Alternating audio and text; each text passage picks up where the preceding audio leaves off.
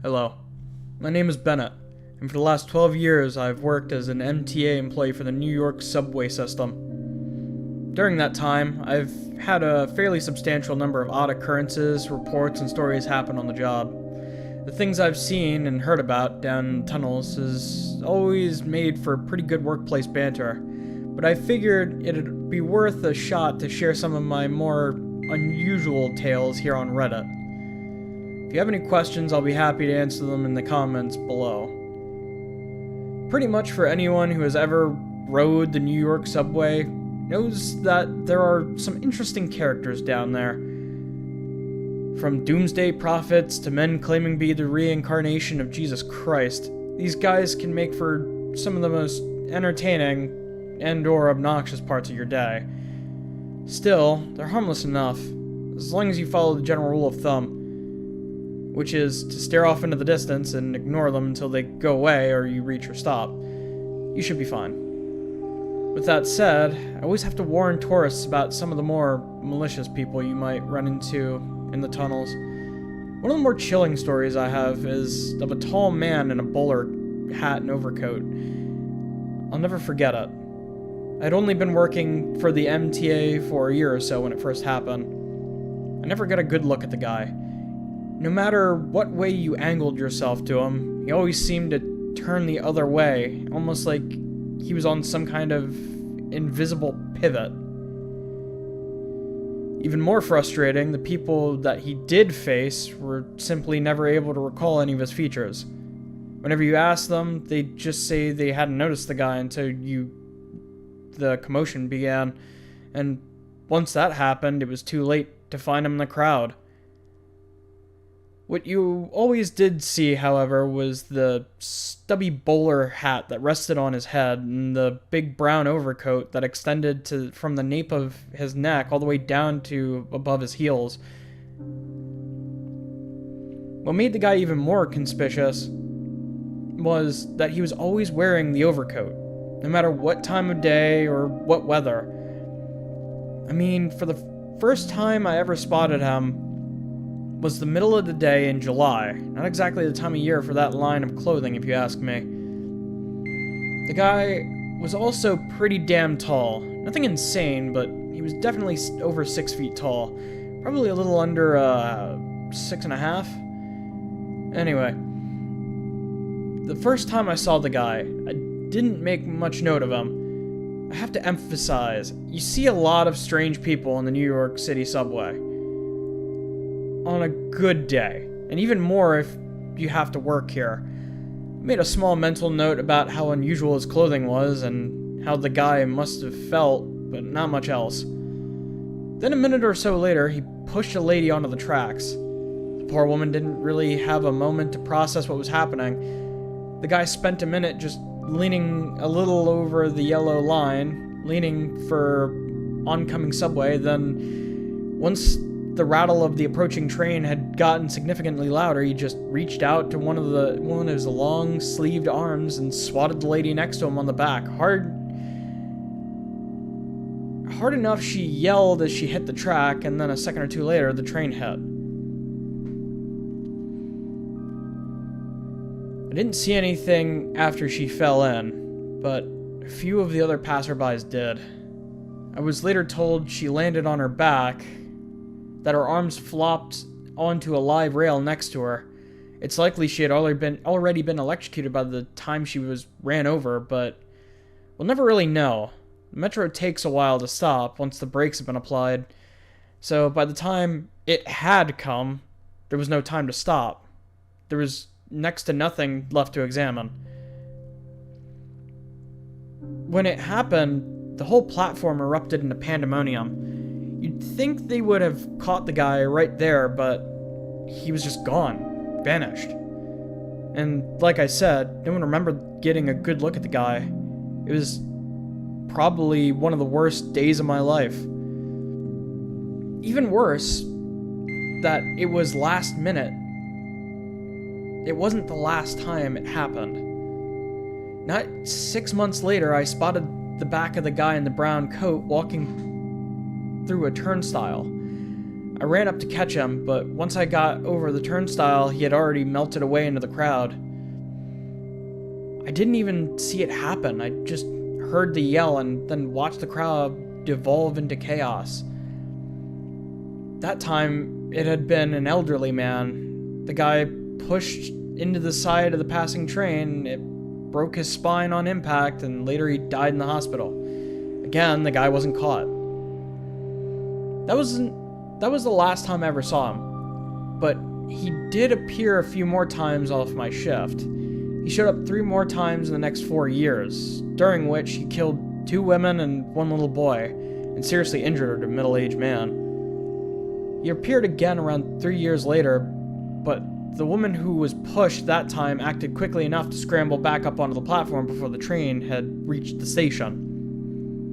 Finally, he was last spotted about 3 years ago when he pushed a young man directly into the front of an oncoming train. The man was dead almost instantly. He hasn't been seen since, and I really hope that whoever he was is gone for good. On a lighter note, there have also been some amusing stories about weird people in the New York subway. One that's always tickled my funny bone are the stories of the infamous Little Caesar. A few years ago, for a period of a few months, there were frequent reports coming from passengers about a short man dressed entirely in garbs of the Roman Empire. We're talking toga, a laurel, a sash, walking into the train, pacing up and down the entire length of the car and reciting something in complete fluent Latin for hours at a time. Most passengers would get off before him whenever he rode the train, but a few claimed that he would always get off on the first stop in Upper Brooklyn. Honestly, we were pretty sad when we stopped hearing stories about Little Caesar. Those tales always lighten up the mood with us MTA workers. Most likely, he was just some prankster who really went the extra mile. One of those weirder phenomenon actually has to do with MTA rules and regulations themselves. When I was first hired, I was told that it was imperative to count the number of subway cars on the train that stopped at our assigned stations, and to report the number to the worker station at the next station. On my very first day, I asked the older worker why we did this. She then told me that it was fairly common for trains to leave one station with 1 or 2 more cars than they would have when they arrived at the next one. I thought she was bullshitting me, but throughout the whole first day, trains would pass through with fewer cars and reports coming in from the previous station. Same for the trains we would send to the next station. I'd later find out that the numbers they counted didn't match up with ours. This has been happening pretty much the entire time I've worked for the MTA. Most of the time, a few cars have gone missing though it's not uncommon for there to actually be more cars than were counted in the last station. The most bizarre part is the varying number of cars never seems to get noticed by anyone else. As far as I know, there have never been any missing person cases to come out of this phenomenon, and everyone who goes into the train eventually comes out. Even weirder, the numbers on the cars themselves never go missing. The sequence of cars, according to the numbers on their side, are always without fail completely uninterrupted. I assume that's why we employees are told to count them. Otherwise, no one would really notice. The only time a subway car has ever gone legitimately missing was about 5 years ago. This one still perplexes me. A group of passengers reported that they had been shuttling along one of the tunnels when somehow a car behind them, the last car on the train, became detached from their own car. Naturally, the passengers reported how stressed and afraid the people at the car looked. We immediately radioed in what had happened to the next train stop before reaching the tunnel. Luckily, the car was never hit. Unfortunately, it was also never found. We scoured the tunnel for the better part of 4 hours, but there's really only so much you can say or do while an entire subway car has gone missing. I'm still not sure what could have possibly happened to it. To this day, that entire car and all its passengers are unaccounted for. One time I caught a guy trying to smuggle live rabbits onto the train. I noticed a scrawny, shady-looking guy hop onto one of the turnstiles and walked over to him. It's not all uncommon to see people hop the turnstiles. Probably happens a few hundred times a day. This guy, however, looked very pale gray and nervous. He was also visibly sweating. I wouldn't have assumed he was on drugs if it wasn't for his bulging shirt and little squeaks coming from all over his body. When I asked the guy what was going on, he just clammed up and stood there, didn't move an inch. After a full minute of questioning him, I called over some other workers. At this point, the guy tried to bolt back to the entrance, but he got grabbed by another MTA employee who had been heading over to the ruckus. We restrained him until the police arrived, and when they had to strip him out of his shirt, he just had living rabbits strapped all over his torso.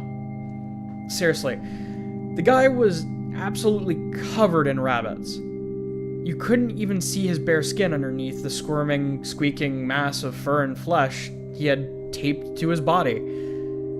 All of their mouths were bound shut and with tiny bundles of rope that looped over their noses, and they'd just been sort of taped to his skin. Once all the rabbits had been removed, the police found his entire torso had been scratched up, something fierce, by the poor creatures. To this day, I still have no idea what the guy was doing with the rabbits, or why he ever thought this was a good idea to transport them. Honestly, I'm not sure I want to know. One more story for now. Not too long ago, after I had been hired, a man was accidentally separated from his daughter at my station. He had been holding her hand one moment, let go so he could tie his shoe, and then stepped onto the train. As it pulled up, it was only when the doors were closing he realized she hadn't actually followed him on board.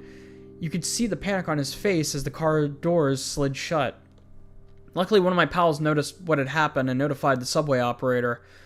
Of course, the train was on its way to the next station already, so there wasn't much more we could do other than plan on transporting the kid and her father, or vice versa. But when the kid let loose something astonishing. Apparently, she wasn't even supposed to be with her father. The girl then told us that her parents had split up the previous year, and that the court denied her father of custody and given him practically no visitation rights on the basis of abusive tendencies. Her father had picked her up from kindergarten class early that day and had been saying that he was going to bring her to JFK Airport so they could live far, far away from her mother. The real reason the guy had looked so panicked at that moment, I suspect, was because he realized he was about to be found out. We relayed what the girl had told us quickly as we could, and he was arrested the next stop. That day was a good day. Anyway, it's all I have to say for now. I have a whole lot more stories about the subway to tell, so if you enjoy this, I'll probably get back with more. Additionally, if you have any questions or anything really, I'm happy to respond below. Have a good day, or night.